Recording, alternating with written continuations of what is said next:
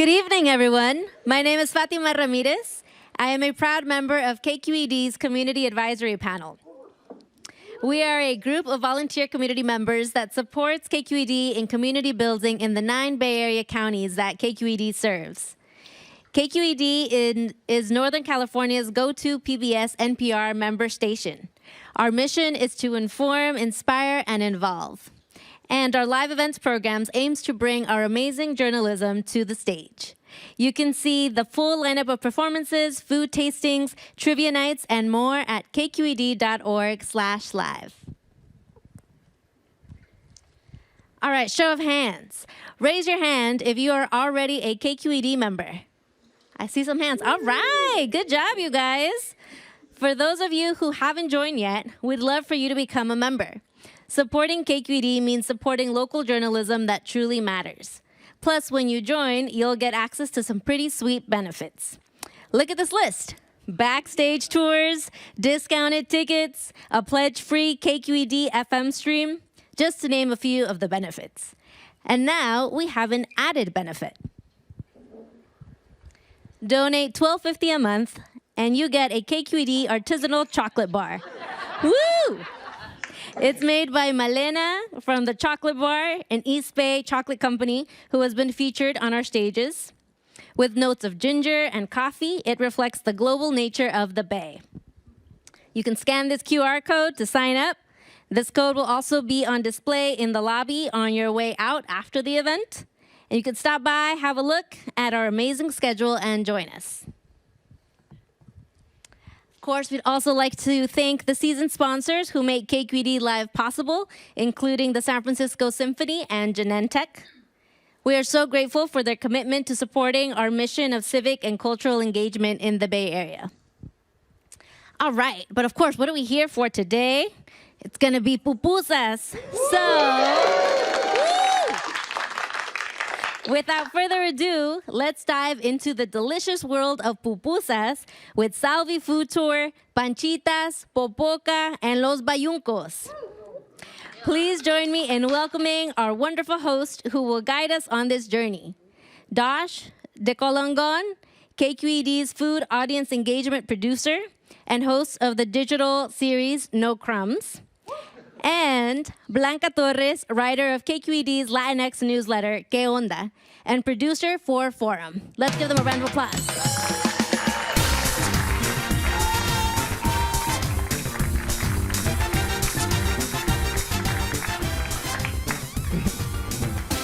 Good evening. Buenas noches. How is everyone?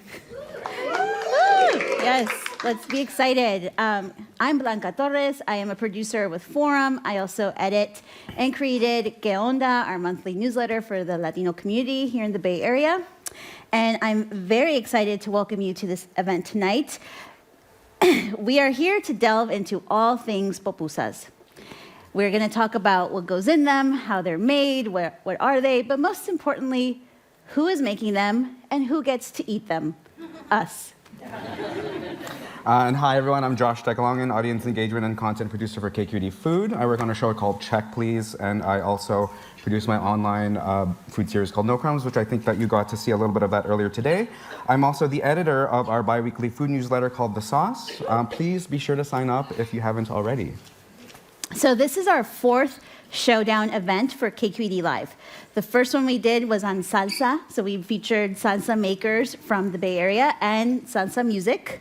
For our second one, we focused on burritos, and we had some iconic chefs from here in the Mission explaining and competing over what is the best burrito. Our third showdown explored different types of empanadas and the chefs from the Bay Area who specialize in them. So tonight, we are going to dive deep into another dish that has become a Bay Area staple and is the pride of El Salvador, pupusas. I'm going to chat with the chefs that we're featuring tonight. We'll talk about their stories, their businesses, and their food. And then Josh will talk with them as well and take us through a demo so we can really see how the pupusa comes together. And we'll get to hear about the varieties and ingredients. And we'll have a fun segment involving the audience. So get ready for that. But first, we'll start with a video to introduce you all to our chefs for the night.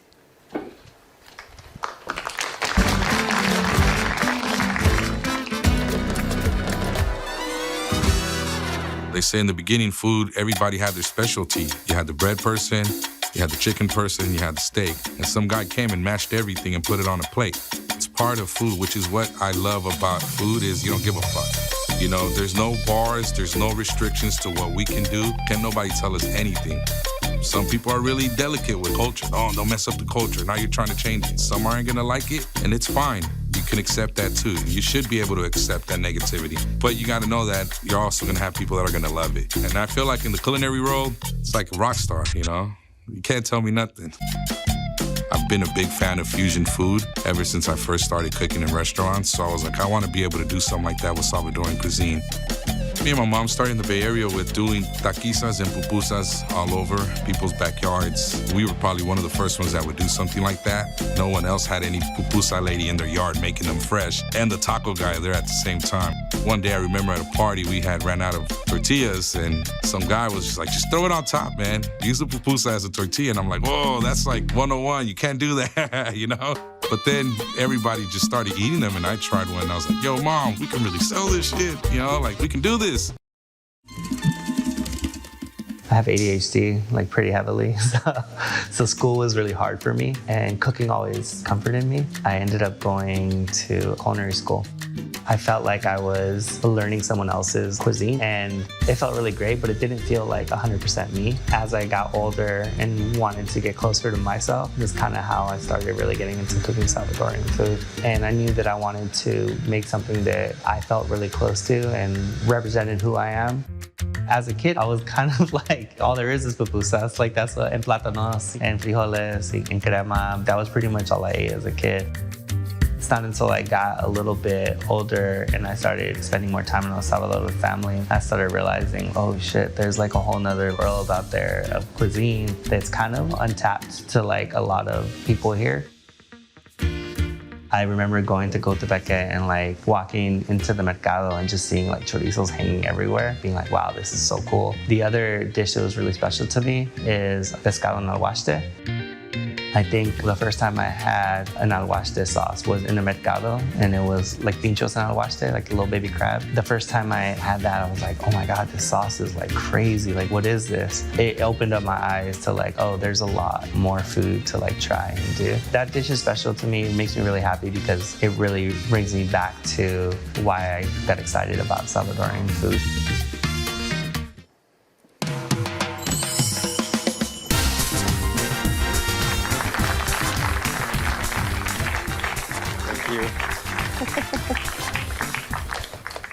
So welcome. Thank Raimundo you. and Eric. Thank you so much. Salvi Food Tour. So tell us more about the Salvi Food Tour, what it is, and how this concept came together. Well, I do want to say I think the Salvi Food Tour is sort of a visual example, representation of what we like to call in our home market, which is LA, the Salvi Renaissance. Kind of this rebirth of culture where we're seeing art, food, music, entertainment just kind of all flourishing at the same time. And we like to consider ourselves, you know, pupusa anthropologists, if you will, of the Salvi culture. And Raimundo spearheaded this project, and he brought me on as an associate producer. And it's just been really amazing to see everything we're experiencing be encapsulated and then be able to package it in a way to share it with everyone. Yeah, so hi, I'm Raimundo Archila. I got inspired one day by watching Taco Chronicles. I'm sure you guys have heard of it. It's a pretty popular show on Netflix. And I was like, I would love to do that for Salvadorians.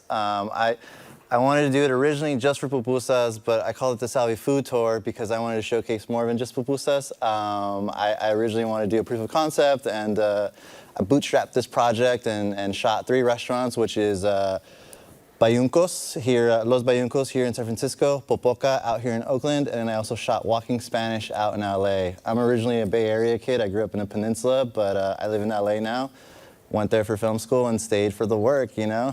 But yeah, it's been great. I really love working with this and sharing food with all the chefs and Eric and getting to learn more about my culture as a Salvadorian just through the different dishes and how all the different chefs are taking something traditional and evolutionizing it, right? Like a putaco, a pupusa taco is unique. Chef Anthony uses his French cuisine skills to do that, and walking Spanish. They also have a chef background, and they just do some crazy things that I think is very, very cool and important to document. Definitely. And Raimundo, you described yourself as the self-appointed historian of Salvadoran food. Can you talk more about why you think it's so important to capture this as a history? Yeah, I say that jokingly because one of our colleagues, Jose, a comedian, he calls himself the self-appointed Salvadorian ambassador. So I was like, why not call myself the self-appointed Salvadoran historian, or of the Salvi Renaissance, right? Because it's happening real time. You know, a lot of our family immigrated here in the 80s because of the Civil War. And now it's been a little bit over 40 years since then. And the kids of the immigrants are now now that they've lived in the country, they've had these new experiences and they've melted, you know, this big melting pot and want to try new things and showcase their culture in a way that hasn't been showcased before. And I think that's awesome.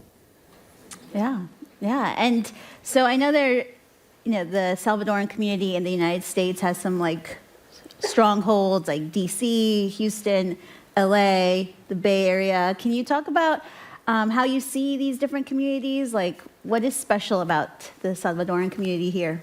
Sure. I mean, I think one cool thing is the baseline of what connects us all is being Salvadorian, but being in these different markets, you can't help but have that little bit of touch of the Bay Area. I think that's where something so bold like the putaco can come from. I think it's like LA or the Bay that an idea so bold could come from. So an idea so bold that not even your mother can get behind it at first, right? But I think what it really takes is belief behind what you're doing, and I think these markets represent these pockets of community, these enclaves of people that are willing to take a step forward, willing to make a mistake, willing to look bad, all in the name of progressing the culture, elevating it, and then ultimately what I think my role is to bring visibility to it. So I think the more awareness there is, the more inspiration there is behind it. It's sort of like a trickle-down effect. You know, the next generation will watch it, and I'm excited to see what their iterations of this will become as well. And tell us more about how did you fall in love with pupusas? What do they represent for you specifically? Raimundo, do you want to start?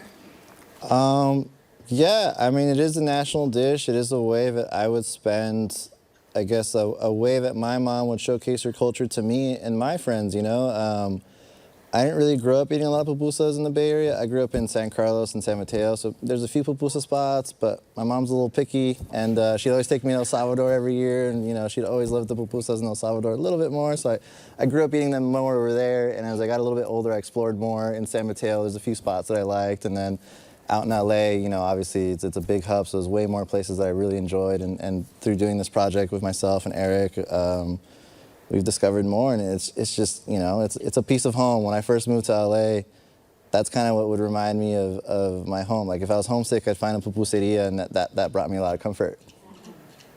Yeah, I think for myself, I was born in El Salvador, and I am here a product of that displacement from the war. I was only 10 months old when my mom was brave enough to bring me, and I think having that giant gap of community missing, of not really getting to experience life as a Salvadoreño in my home country, I didn't realize how much I longed for connection. And my mom even, she didn't really grow up cooking in El Salvador. She didn't learn pupusas until she came here in the United States. So it was a really cool way for her to sacrifice, bring herself out of her comfort zone and give us something that brought us back home. And I think what I've learned up to now is her having her own immigrant story because of that war and her traumas.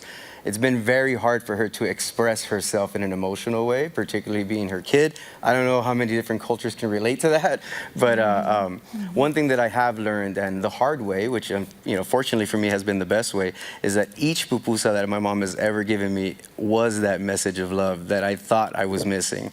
And along with that, I get that deep connection to my home. Yeah. Oh, that's beautiful. Thank you.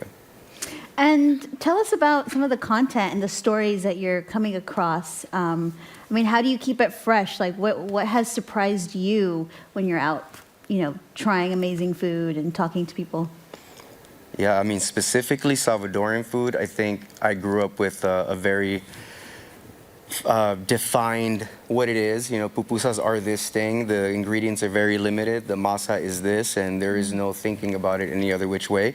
And I think what I've experienced, or what I've witnessed through this journey and connecting with these people and listening to these stories is really a lot of, and I'll borrow from an audience member here, Ricardo, shout out, but it's really about alchemizing your pain. And these people have turned their traumas into businesses, into futures, into a love language, into a whole culture, right? And is really taking a foothold here to now we're maybe the second largest immigrant Latino diaspora in the country. So I think it shows me the arc of the roots of where we come from, and then a glimpse into the future. So I really enjoy this journey.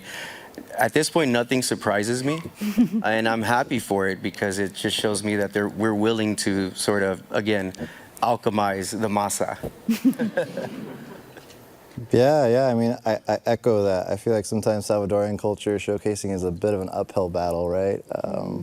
Just like comparing it to other cultures, to just kind of people understand the different dishes, and just, you know, there was a lot of negative connotation back in the day, and now things have changed and things are a little bit more positive, and I love that for us. And just, to me, like, I really want to showcase people that are leaders, disruptors, and people that just want to not only just change the way that we're seen and perceived, but also just try something new, right? Like, we always talk about how pupusa is just a vehicle, right? Like, you could literally put anything in a taco, but why do people get so mad if you put, like, shrimp in a pupusa, right? Like, there's the holy trinity of bean, cheese, and pork. Yeah, they do, yeah. Oh, wow. Man. We literally just tried a pastry pupusa last weekend from Walking Spanish, where I don't know if you guys know Portos, but there's a guava cheese pastry. They made their own guava cheese pupusa flavor, which is wild. El Salvador is doing pupusa pastries already, but like I've never had one like that in the U.S., you know, and that was really special for me. And just the innovation, right? And like the visibility that we're getting for once. Like, this is amazing. Yeah. Like, I grew up in the Bay Area watching KQED, and like, I get to be here with you guys. Like, that's amazing. Yeah. So, and Portos is a Cuban bakery, right? Yeah. So you're taking Caribbean influence. Yes. Wow, that's I mean, that's what... Por eso ser Latino es... Yeah. To touch on this whole the pupusa as a vehicle thing, pupusas are pre-Columbian, so they predate the Colonial. Yeah, pre-colonial. They predate the conquistadores. They predate Spanish. Indigenous, influence. They are very much indigenous, and they represent very much where we come from in a very deep way. And what I like to think of a pupusa as is really just this ancient piece of technology that's down. Because ultimately, if you trace back far enough, there's a time period in this continent where there were no dairy animals, there were no pigs. So those things that we peg as traditional pupusas, your chicharrón, your revueltas, your cheese and loroco, not so traditional when you think about it in historical context. So oddly enough, the most traditional pupusas are probably what we would now label as vegan, where stuffing the masa is the technology, it's the foundation, and then the variable is just the filling. So it's really what you can forage around you is what becomes the pupusa. You gotta tell them pupusas de inventos. Yeah, so my mom, so it's really funny, in comment sections, whenever there's a slight innovation, people, traditional Salvadoran people, they go crazy with this word, invention, inventos in Spanish, which means you're just making stuff up. You know, you're just like pulling it out of thin air. But ultimately, I think, and I think Anthony echoed that in the piece. I don't know if it made it in the cut, but it's like real tradition is sort of using what's around you. You know, the pupusa really is Mesoamerican. It's a piece of stuffed masa is something that Mesoamerica used for millennia at this point. The only real difference is the shape of it and the incorporation of the different local flora and fauna. Right. And from what I've learned in my research, pupusas, original pupusas probably look more like beans, squash, loroco flowers, which, you know, through time have become our probably more known the little green nuggets. Yeah. So I think if you're thinking traditional pupusas, you know, forget about the whole cheese and pork and chicharrón. Beans and edible flowers. It's just all we knew growing up, you know? Yeah, so look at us, right? Our ancestors ahead of their time thinking about vegan pupusas. Yeah. Right? Back to the farm. Or Exactly, what is it? exactly. Farm to table. Farm to table. Well, Raimundo, you mentioned earlier that when you were growing up here, you felt underrepresented in the Bay Area. Has that really changed for you now? I mean, now we have Cultura Fest. Yeah, my brother's a big part of Cultura Fest. Yeah, it has. I mean, I grew up in San Carlos where, excuse the word, but there's nothing but white and Asians over there, you know what I mean? Like, in my middle school, all you could see is black kids on one hand, right?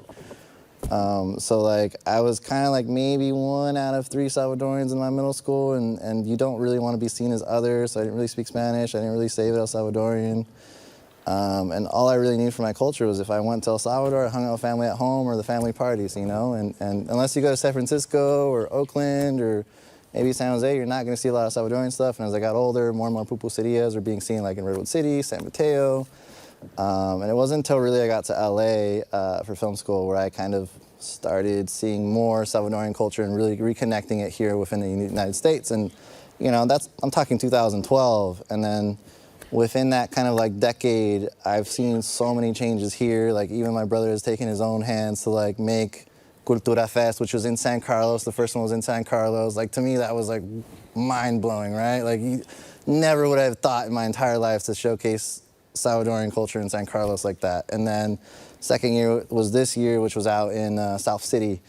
We had maybe like, what, 5,000, 6,000 people show up. We had artists from El Salvador, which was Tito Mira. We had some people from local from all parts of the U.S. that came. And then we had different pupuserías and other Salvadorian food. And just, it's amazing, right? Like the Dodger Stadium did Salvadorian Heritage Night out in L.A. for the first time 3 years ago. Yeah.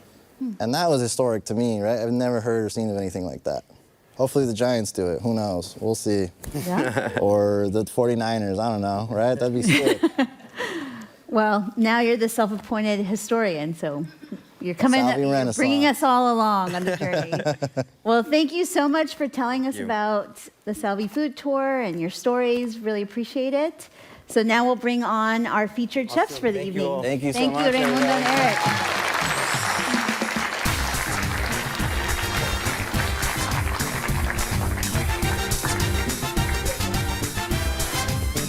So we have 3 Bay Area chefs tonight that we'll be hearing from. I'd like to welcome Doris and Jackie Vargas, who are from Panchitas.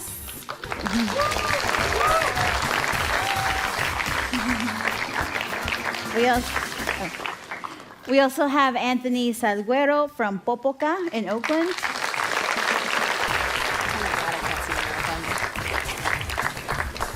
And also joining us is Carlos Moran from Los Bayuncos.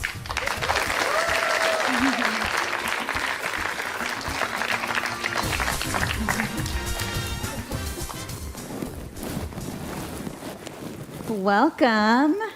So now we'll be talking more about pupusas. So I'd like for each of you to talk about how you each fell in love with pupusas. So we'll start with you, Carlos. Pretty much since being a baby. Yeah, my mom's always been one to cook pupusas and prep pupusa stuff at home. So smelling the chicharrones, smelling the beans, the onions when you're burning it to get that flavor into the beans, the cheese, and once you start cooking them, you know, I was like, oh man, this is really good. And being able to eat them all the time at home, it was a must. You always had it inside the fridge. You had cheese, beans, and pork, and then you had maseca. So hey, what are you gonna make? Pupusas. But you know, that's growing up, you know, eating that. Bayuncos, you know, luckily I've been able to do this with my mom since 2015 when we started the business. But yeah. And now you have a catering company. We do. We have a Serves catering the Bay company. We do catering and wholesale in San Francisco and all over the Bay Area. And yeah. Great, great. Well, Panchitas. So, Panchitas has been around before my sister and I were even born. So I think naturally it just became our favorite food. I don't think we had a choice. It was just, we grew up in the restaurant. And so it was our ideal snack. I don't think it was either that or chips and salsa, but, you know, I think the pupusa was the better option. And I'll let my sister share a little more. No, yeah. It's kind of what we grew up on. You know, you show up to the restaurant, that was the quickest meal my mom could make us. You know, curtido and salsa. I think that was like our favorite part too. And you kind of just, it's so good. You can't say no to it as a kid, you know? The cheese, the bean, the pork, the beef. And then she started making so many different flavors. You're like, oh, I can have that today. I can have that one today. And it's just, it became a part of my diet. So it was just something I fell in love with. Yeah. Great. And Anthony? Yeah, as a kid, I ate a lot of pupusas. My dad used to pick me and my brother up on the weekends, and he would always ask us what we wanted to eat, and my brother always said pizza. I always said pupusas, and I was the youngest, so I got my way most of the time. So I ate a lot of pupusas as a kid, and you know, I didn't think about it as a career until about 2016, and I started a pop-up in 2020. And then I went into a brick and mortar in 2023, and now we're in Oakland. We serve pupusas, but we also serve other Salvadoran food. And it's also a representation of just me growing up here in the Bay Area as a second-generation Salvadoran, so yeah. Awesome. Well, Doris and Jackie, can you tell us about, you know, Panchitas has been around for over 40 years. So that's amazing to have a business that long in San Francisco. So, but yes. Props. Shout out to our elders. Yes, yes. I ate a lot of panchitas as a kid, too. I think we all did. You know, when I don't want to eat my own pupusas, I'm like, where am I going to go? So yes, it is near 16th and Valencia, correct? Yes. So who has been to Panchitas here? Okay, a lot of people. So a lot of new Thank you. customers in the audience. But what can you tell us about, you know, what it was like serving pupusas in this community? You know, I don't know what your elders have told you about, you know, was that almost, were they, you know, pioneering something, you know, for this neighborhood? Yeah, our grandma, when she first came, I think in the late 70s, she started working at other restaurants in the Mission, eventually taking over Panchitas, which was on 17th and Mission from the first family. And then my mom opened up her space on 16th Street.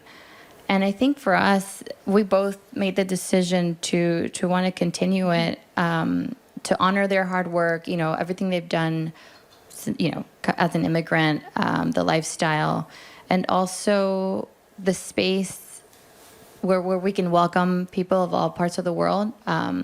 We're fortunate to be on 16th and Valencia, right across, right up the street from BART. It's a tourist area.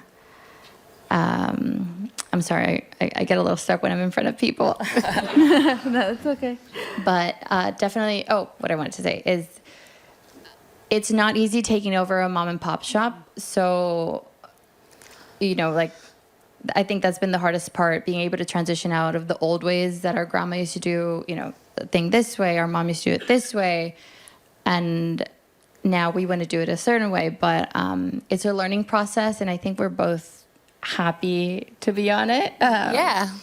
You know, especially because we see the smiles when people eat, whether it's late night after they're out drinking or, you know, early in the morning, because we're one of the only places open in that neighborhood.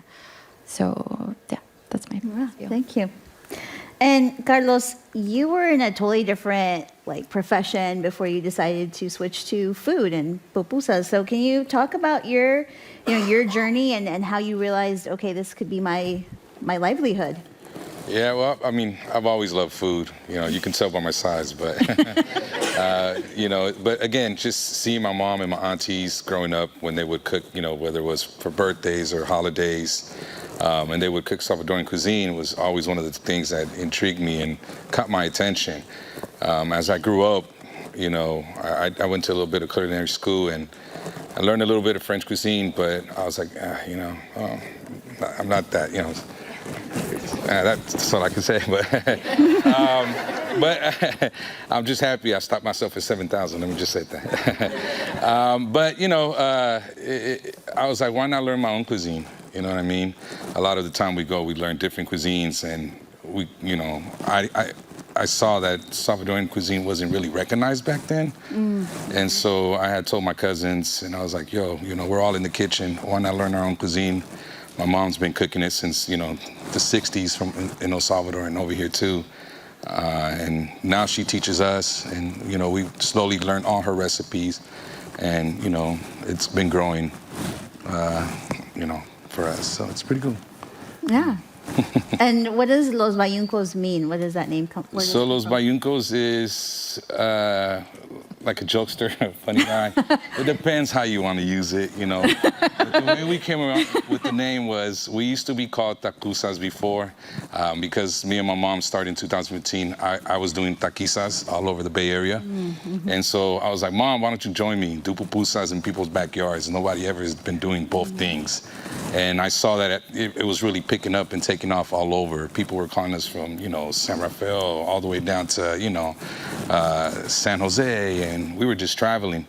And then I had my cousin join me in the business, and I was just, all right, we got to change the whole thing now. Now I'm getting into breweries and starting to sell at festivals. That name's not too catchy. And then I was just, all right, well, started throwing ideas out there. My mom, every time I throw a name out there in Spanish, she started laughing. You're a Bayunco. Bayunco. And I'm just like, God, you called me Bayunco like 10 times already. I said, you know what? We're going to be called Los Bayuncos. She's like, no, I can't do that. And I'm just like, it's going to catch on. You're good. And since then, we created Los Bayuncos. And yeah, that's how that name became. So, Anthony, you came from fine dining and worked in a lot of different restaurants before starting your own business. But can you tell us how did you go from fine dining to this, pre-colonial dish that is so beloved? Yeah, I think I was always cooking. I started cooking really young in my career, and I never felt like I was making food that represented me or who I was. I had a lot of fun doing it, but as I got a little older, I think I wanted to get more connected to myself. And I think I wanted to create food that represented me as a whole. So I started, going to El Salvador a lot more, visiting family, just learning, studying, eating, a lot of eating. And I decided to just kind of just give it a shot and just, show what I've learned. And it's been a journey. It's been really fun. It's been great. I've got to meet great people like these people up here. I've got to, cook at the restaurant and, really share my experience with people around me. So it's been great. And is there anything that you've taken from the fine dining background into your, your current restaurant? Yeah, I think sometimes there is. I don't always try to, but it's just the way I know how to cook. So, naturally it just kind of steeps in a little bit, but I try to still represent, the old ways as well, and try to take care of tradition while I'm doing new things as well. So combining the both tastefully, hopefully. So, yeah. Great. And so Doris and Jackie, we were talking before the event about how, a lot of people don't know what a pupusa is sometimes, even now, I guess. Can you talk about just how do you educate people? Like, how do you explain the pupusa to your customers? I mean, there's several ways to explain it. So one of the basic ways I do say is it's a handmade corn tortilla, and we stuff it in with cheese and meat or cheese and veggie. At the restaurant, we do offer vegan flavors, so I also say it doesn't have to contain any cheese. You can have either of the options that we have here. Other ways, you could describe it as a pancake, more of the shape, as a naan, as a repa. I mean, I think every... Hot pocket. Hot pocket, yeah. There is so many ways to describe what it can be, but it's a very unique, it's a unique, just something you could just hold warm, and it feels good to eat. That's how I try to tell a lot of my customers, you're gonna feel good afterwards. Just get two and you'll be satisfied. And so, Carlos, I know pupusas can really vary depending on the location, the ingredients. How do you think they've adapted to the Bay Area, or what do you see different here? Well, for starters, it's the home of the putacos. Yes. Okay. What? Can you explain the putaco? Because I just learned that term today. I think. So, again, it goes back to me and my mom being able to do taquisas together and pupusas, and like most good things, we ran out of tortillas that day, and some drunk guy was like, "Hey, put the meat on top of the pupusa," and I'm like, "Mom, no." But hey, everybody loved it. And, again, another crazy idea of mine is just throwing names out there. And then next thing you know, I'm like, oh, pupusa, okay. So you take the corn masa, The corn like masa. patty. Yeah, so inside it's a bean, cheese, and pork, pupusa. Okay. That's the bottom part. And then on top, you get to put your choice of steak, carne asada, al pastor, or chicken, whatever toppings we cook with.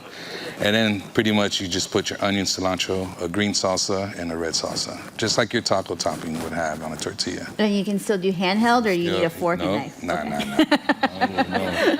Do you use a knife and fork for a taco? No. No. You just grab it like a taco. But yeah, that's pretty much what it is, but yeah. Great. And so, Jackie and Doris, we are maybe 5 years out from the COVID-19 pandemic, and that was a really hard time for a lot of restaurants. Can you talk about how you survived and how things are now for your business? Yeah, I think being a family establishment at the beginning, when, first after lockdown and the city started to open things back up slowly, we decided with my mom, we were like, okay, well, if it's just us three, then one of us will be in the kitchen, one of us will be up front, one of us will be washing dishes. I definitely was not the one washing dishes. I want to be in the front. But we said, even if we run out of produce, it's like, well, we could sell rice and beans, we definitely look. My mom is a problem solver, so she's got the grit. She's like, we'll make them cheaper. People probably didn't have enough, not enough money, but things were a little weird. We tried making some combos to make it work. I feel like she said she had experienced the '89 earthquake. So she's like, that was one downfall. When we had not the regression, the economic downfall, Yes, the Great Recession. Yeah, the Great Recession. Mm-hmm. So she's like, this virus is not going to hold us back. And I think that's what, put my sister and I, head on straight. And we're like, okay, we're going to make it work. And like I said, a lot of our customers are people who live in the neighborhood and who live in spaces that don't have kitchens or they're shared kitchens. And a lot of them rely on our place, whether that's for a dozen of tortillas or they come for dinner every day. That's who we thought about when the shutdown happened. And I think until now, we definitely want to be a space where everybody feels they can come get a meal whenever they need it, in terms of affordability and availability, in terms of schedule and whatnot. Wow, thank you. Yeah. And Anthony, can you talk more about your restaurant? I mean, you're in Old Oakland, and what's it like, bringing Salvadoran food to that neighborhood? I mean, I love Oakland. Oakland's my home. It's been great to share it with people. The restaurant's been doing pretty well, and I think I love being in Oakland. We have a lot of good restaurants nearby, but we don't have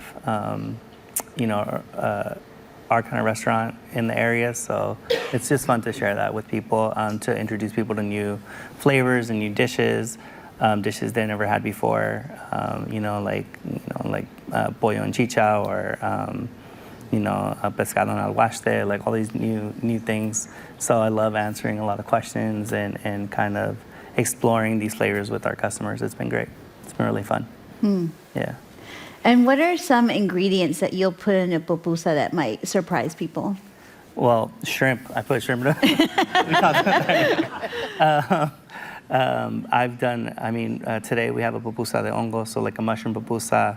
I've done chicken skins in a pupusa. Right now we have a pupusa de lengua, which is beef tongue. Yeah. Which is really good, and that's probably my favorite right now. But then we like to loroco is amazing, so we have to use that as well. So we were doing like a loroco and summer squash pupusa, which is really delicious. I tend to go to the farmers markets quite often and just find whatever is best at the moment and put it in the pupusa. So it just kind of depends on what gets us excited for the day, or for the week or month or whatever. So yeah. And Jackie and Doris, are there certain ingredients that you've experimented with, at Panchitas, or, how do you approach that? I used a lot of vegan. I stopped eating cheese little by little. I tried a potato one with like roasted pepper. My mom is actually very creative. She's made the whole menu. We have around like 20 different flavors. She's made a chipotle one, a mushroom and garlic one, a basil one. So she kind of just, I don't know where she got this from, but she just woke up one day and was like, I'm gonna try all this in a pupusa, put it on a menu, and it has worked. People come back for, I actually am surprised when people come back for the basil one, because I'm just like, it's just basil. Like, it's just basil. I made a hot link one that I actually named after myself. It's called Jackie Links. So if you ever try it, it's a pork and beef hot link. It's called Jack Links, and then it says sausage at the end, but people still get confused. So just give me Jack Links pupusa, you'll know what it is. But yeah, it's just fun to just like, they said it earlier, just to put whatever you want in pupusa. It will always taste good. You just gotta know what you're doing when you're making the pupusa, so it can come out the way it should. And what about you, Carlos? Have you experimented? We have, I'm big in fusion. That's what I really love. It's doing a lot of fusion stuff. So we've done a putaco, like a chicken masala putaco. We've done one with bulgogi beef on top with a kimchi curtido. We've done a jerk chicken one. And I mean, we used to sell these at all the breweries we used to pop up in San Francisco. And, everybody loved it. I don't know if it was because they were drinking. They weren't. But, I mean, we had some good, feedback. And we had a lomo saltado, too. We've done a Peruvian style one, too. So, it's just with French fries, too? With French fries on it. Wow. But, again, it's like I say, it's kind of like being rock stars. They can't tell us anything, Yeah, I love this, like, Latino fusion, though. Just really borrowing from all the countries and cultures. That's awesome. So, for people that aren't super familiar with eating pupusas, I'd like each of you to talk about just your go-to pupusa order, like your favorite way to enjoy it. Like, is there a certain beverage you like to drink with it? Like, how much curtido do you put on it? Just tell us how you personally. We'll start with you, Carlos. Bean and pork pupusa with just red sauce on top and an horchata. That's just how I like mine. Oh, and is this the Salvadoran horchata? Salvadoran. Of course, Salvadoran. Okay, well, I am of Mexican descent, so I'm learning a lot always. But and what is different about, or what is a Salvadoran horchata? What goes into it? I mean, I think it's different. Every place does it different. Like in the city in El Salvador. I mean, from the way my mom does it, we don't use rice. We just use cacao and I forgot what else, cinnamon and stuff like that. But there's other places that do use rice. I don't know about you guys. If you guys. Yeah, our mom, we actually make it in her hometown in San Miguel. And it's rice-based, so you toast the rice, you toast the cacao bean, you toast the seed called moro, and also some cinnamon. And it's got more of a chocolatey flavor compared to the Mexican horchata. Yeah. This is not soaked, right? So it's roasted. So it's got more of a nutty, feel good. Yeah. And maybe I'm just being biased, right? But I also love Salvadorans have horchata de maní. So it's peanut horchata, which is like really, really delicious. It's like one of my favorite horchatas as well. So order the horchata with your pupusas. And Doris, what is your favorite? My go-to is the bean and cheese. I like it really crispy, and I sort of open it up. You slice it a little bit and you open it up like a book, partly to let it cool down, and then I just put heaps of curtido on both sides, and also not too much salsa, not where you don't see the curtido, but just enough where it's nicely balanced. And then I do grab it like a taco I grab each side like a taco and, go straight in. And I don't usually like to drink while I'm eating my pupusa. I'll have a coffee after I eat pupusa. I eat the rice flour one. There's also harina de arroz. So my pupusa is harina de arroz with beef. Our shredded beef is one of my favorites at the restaurant. I don't need curtido and salsa all the time. I could eat that just like that. It's the texture of the rice flour is just more crunchy, more. It's just hard to explain, but it's so good. Like mochi. Yeah. There's several ways to eat the pupusa. I tend to do it as my sister did, just open it up, eat it as a taco. And I have guanábana. Guanábana is soursop, if you guys ever heard of that. We have that at the restaurant. It's really good. Recommend it. Wow, great. And Anthony? Yeah, so for me, I like to break it in half as well, and I like to kind of open it up, and I like to put the curtido inside and pour my salsas over it, and I like to eat it like on the side like that, like a little, kind of like a taco. and I want beer. I want like a cold like beer, Salvadoran beer, recommended Sobremar or something like that, and. Yeah, that's my favorite way. And loroco, I like just cheese and loroco. It's just pure, like, greatness. And yeah, these days I work so much, I'm just eating it over a trash can really fast. but if I really get to sit down and enjoy it, like, I just want cheese and loroco and a beer. I'm good. Wow. Well, I hope you are all salivating out there. We will have samples at the end. But thank you so much for sharing your stories and telling us about pupusas. This is really great. I love hearing about your cultures and how you're bringing this to the Bay Area and really celebrating it. So thank you so much.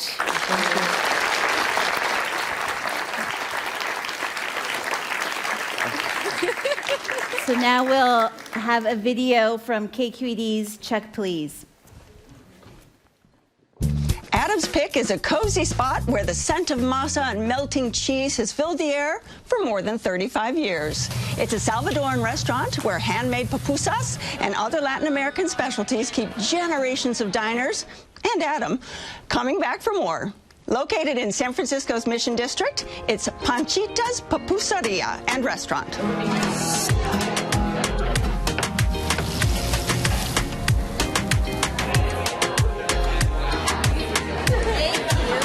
El Salvador is the house of pupusas. And the pupusa is fresh masa with any kind of meat or vegetable inside. And we just roll it and grill it. The pupusa you can eat anytime, in the morning, in the afternoon, at night. That's the good thing, the pupusa. My mother started Panchitas in 1976. We started with nothing. Every day we buy everything and we sell it and we buy again, we sell it and we buy again. That's the way we started. But in 1989, I opened my own Panchitas. This is Panchitas number 2. Everybody asked me, how do you make those so good pupusas? So my mother showed me how to do those really good pupusas. That's spinach, that's cheese. I always tell everybody, this is my mother's recipe. That's like my legado. Here in Panchitas, we have 20 kinds of pupusas. I added every year one different kind. These ones are good. My favorite thing in the menu is the sopa de gallina. Every day is fresh, and the gallina is the mother of the chicken. That's why the soup is so good. I really like this place, always here for people who really need job, food, people who are hungry. This is a place to come in. My 2 daughters, they're really working hard. I want to see this 10th generation is still pupusa will be here. I never be tired to eating pupusas. I hope you too.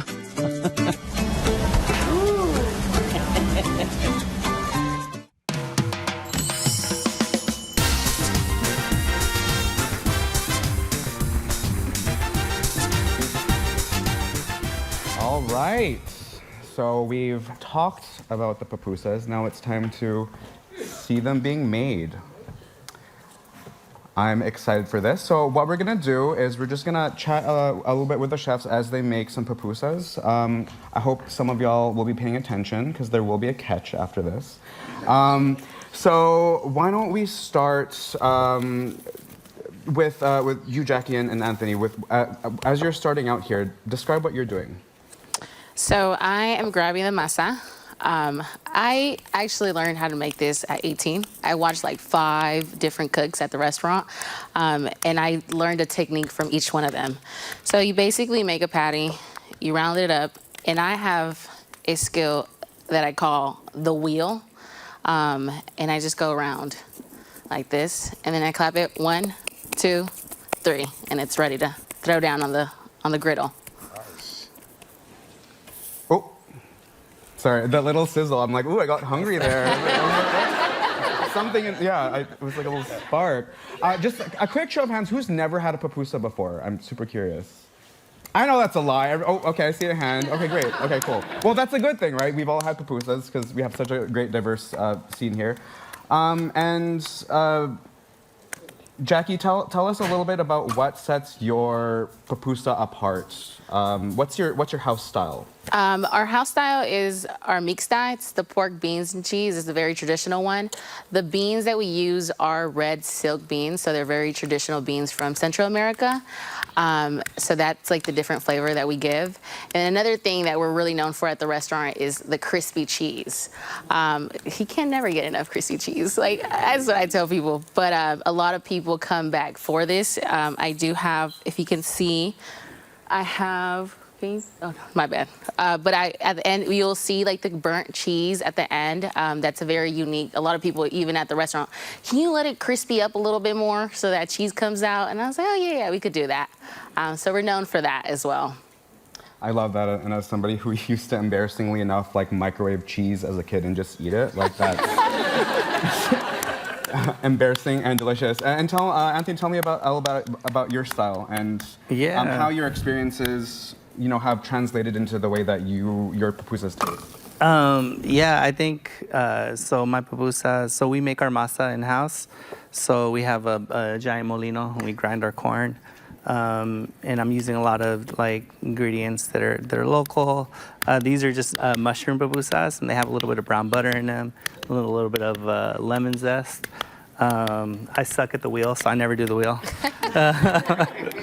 But yeah, mine's are different. And I love how you were, somebody was before describing to me like the different pupusas are kind of like different styles of pizza, right? It's kind of like, for me at least with pizza, it's like, they're just different styles and they're all tasty to me. And for you, Carlos, yours is almost like it's like a stuffed crust almost. This the way one? that the putaco in a sense. Which, like, on a side note, like, I know in, like, the Philippines, we do have a dessert called puto, but even hearing putaco makes me, like, flinch. Like, I feel like my mom is gonna hit me when I say that. So I'm like, oh, okay. And I'm, like, a potty mouth, too, so it's, like, even then, I'm like, whoa.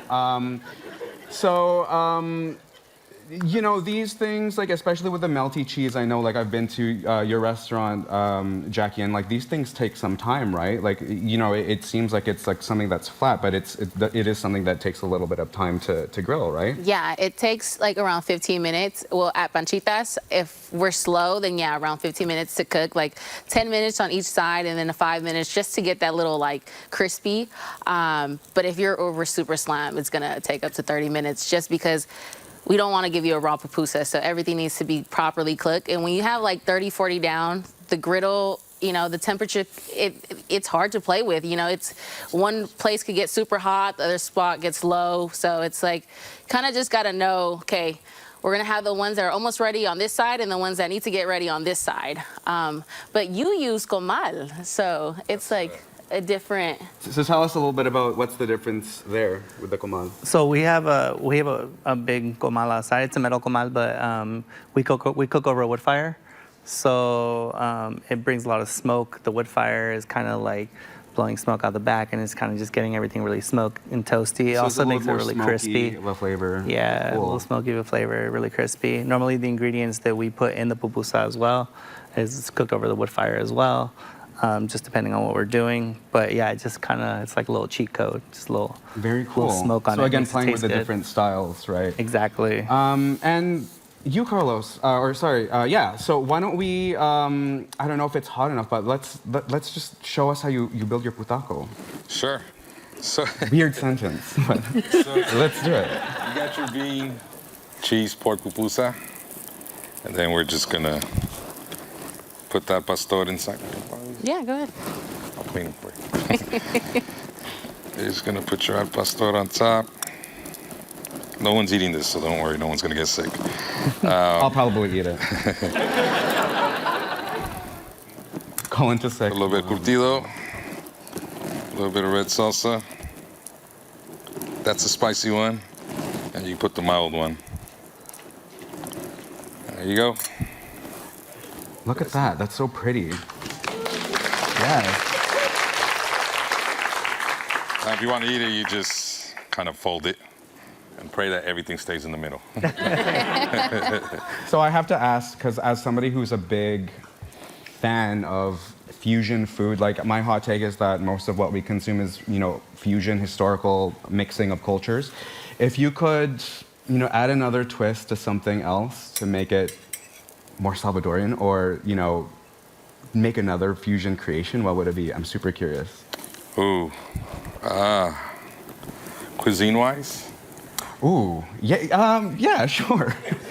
I wasn't sure where you were going with that, but I'm trying to think. I don't answer know. that too. Sometimes, sometimes what I do is I let our customers do a voting on my poll and just be like, hey, what do you want me to fusion? Man, I haven't thought about that. Maybe some French. French. I'm like a sushi roll, maybe or I don't know. Yeah. Japanese, some kind of sashimi or something on top of it, right? Cheese. Ooh. I'm like, let's not get ahead of ourselves. There's still some pupusas cooking here. Jackie, tell me a little bit. I know we kind of talked about it a little bit before. I know we have it up here, but tell us a little bit more about curtido and why it's so important to the experience of eating pupusas. So curtido means pickled. So it's a pickled cabbage. It gives that crunch to the pupusas. If you see, it's right up here. And then the red sauce. So the curtido, it's like the missing spot, missing part. A lot of people actually don't know it's on the plate sometimes, and you have to eat it with a pupusa, but it gives it that tangy flavor that that just makes the pupusa just top tier. So at the restaurant, I always tell people when I notice, are you new here? They're like, yeah. I was like, put that cabbage on top, put that hot sauce, and you eat it all together. And I promise you, you will never have a bite like that. So I think it's needed. If you don't, some people come into the restaurant just to get the pickled cabbage. So yeah. Awesome. So I think now we're maybe at a time. I don't know if the pupusas on there are done, but almost. So even with the one that you have in front of you, Jackie, the already completed one, why don't we do have a knife over here if we need to, or you can tear it open with your hands. But why don't you just talk to us a little bit about how you would eat your pupusa. Yeah, I mean, once fresh off the grill, yeah, I would open it, but. Don't judge me, but I eat cold pupusas. Sometimes the restaurant's super busy and there's one right there. I'm like, okay, I'm gonna eat this. So when it is a cold pupusa, I literally cut it in half like this. I grab some cabbage. And yes, you use your hands, okay? I walked into the restaurant one day after a long night and I was like, why do we have utensils in here? And you literally just put the hot sauce on top and you eat it like a taco. So it's like, it's still the thing to do. And then you just go ahead. It's funny because I've been in the comment sections and there's a lot of people arguing the way that you tear it. Yeah. But I think the one constant is that everybody says use your hands. So I think that's the one thing most people can do. I think there's no wrong way of tearing it or anything as long as you're not using a fork. Exactly. That's what I'm reading, and I'm a proponent of that. Okay, so why don't we? Do we have a pupusa that's ready? That maybe not. Closest. In there. That's almost a little longer. Okay, so while we kind of look at these pupusas, I want y'all to think of whether or not you want to come up for a special activity. We'll challenge you a little bit, but Talk to me, Anthony, a little bit about your. We'll cut into it later, but tell me a little bit about, your. What did you put into your pupusa? So we got grilled mushrooms in there. They're oyster mushrooms. They're chopped up. There's brown butter, just because I wanted that toasty brown butter to go with it, and a little bit of lime zest to help cut the richness a little bit. And then into the cheese, there's parsley blended in, which is used in pupusas a lot, actually. And then, yeah, that's pretty much it. And then we got the fresh masa on the outside, and yeah. Amazing. And I know that both you and Jackie also offer a edible flower that's native to Central America, right? The loroco. Can you tell me a little bit about that? Because I've only ever seen it at your restaurants. Lorocos, it's a flower bud. So before it blooms, you actually cut it down, and they're green. And I don't know how to explain it because it's so different. But the smell is kind of like of truffles, if you've ever smelled truffles before. Oh. Kind of has that truffly smell. And they're one of my favorite ingredients to use.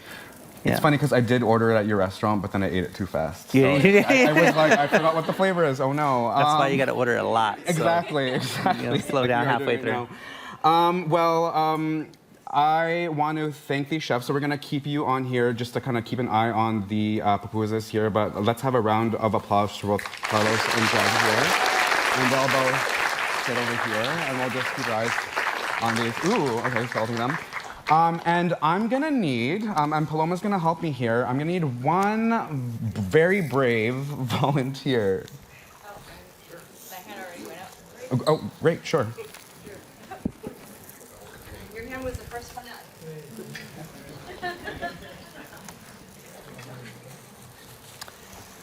You're going to have to eat all of it. I'm just kidding. Me too. Round of applause.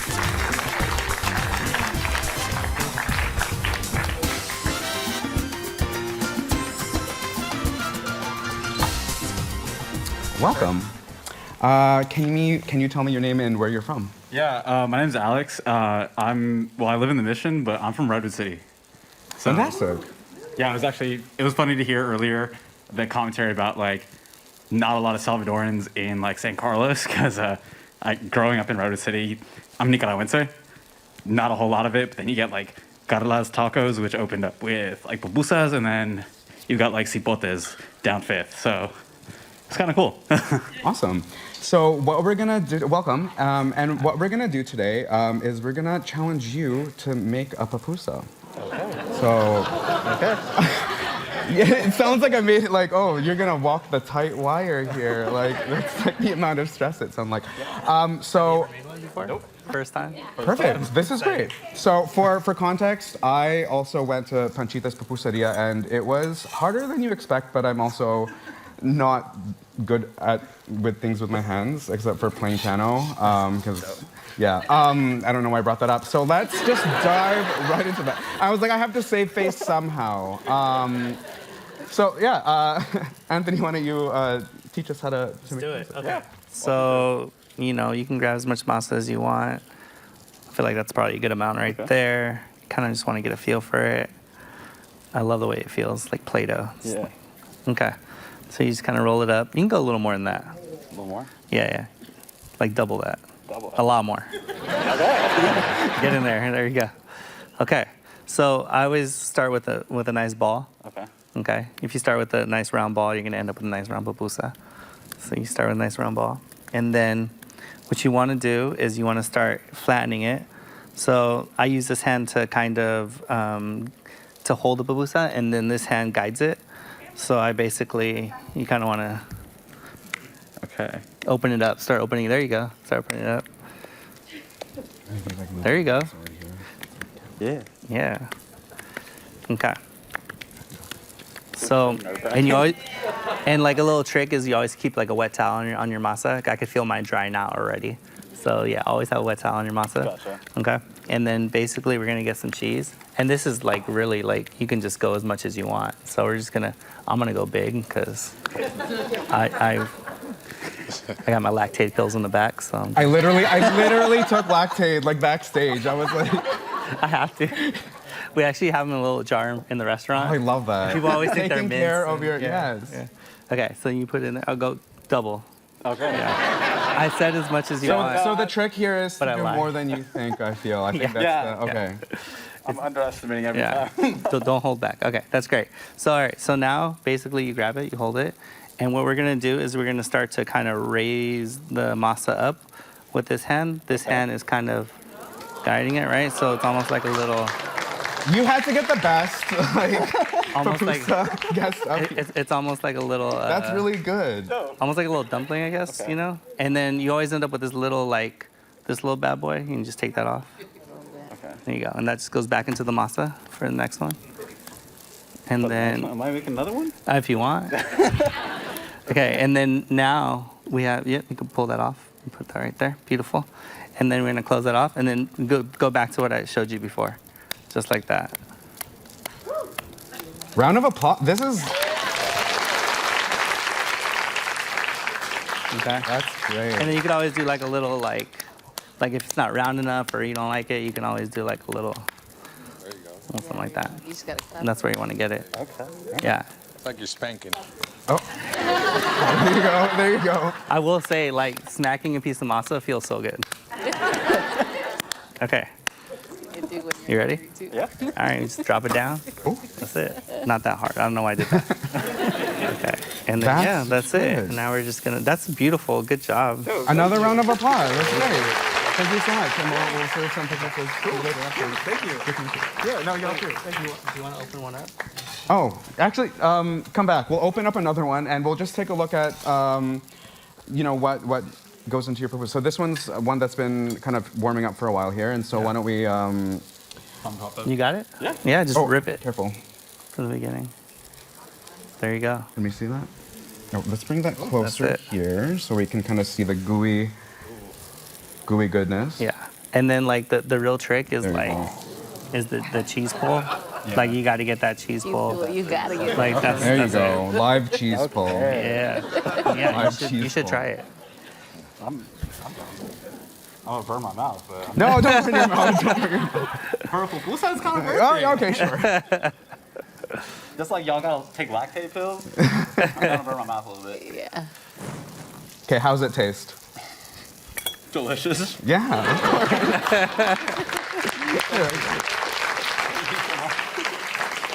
What was your name again? Alex. Alex. Another round of applause for Alex. So you get an extra pupusa because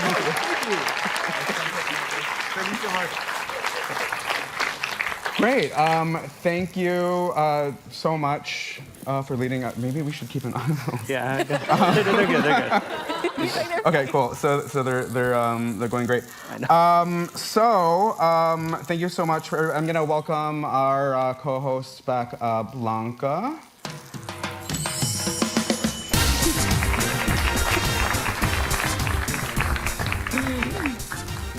Okay. Okay. Well, just another reminder to subscribe to our newsletters, Que Onda, The Sauce, KQED events, so you can keep up with our events and join us again. We'd love to have you. Go to kqed.org/newsletters. Just sign up for all of them. We have a lot at KQED. And thank you again to our amazing chefs.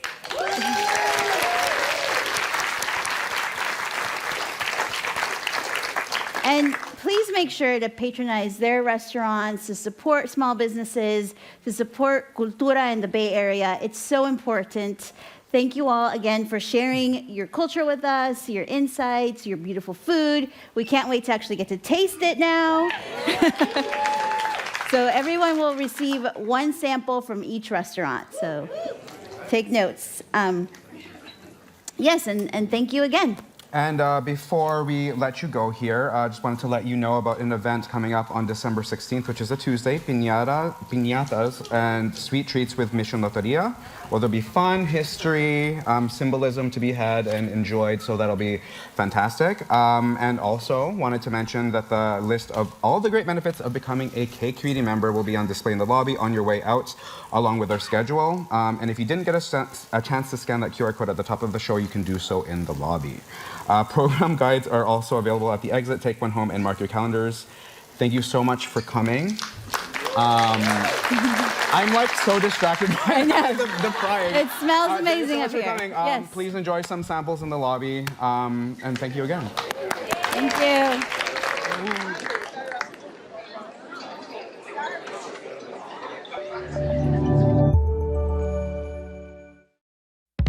Y esta es la cumbia de la boda. Señorita Capullo, ¿acepta por esposo al señor Surullo? Ay, sí, acepto. Señor Surullo, ¿acepta por esposa a la señorita Capullo? Sí.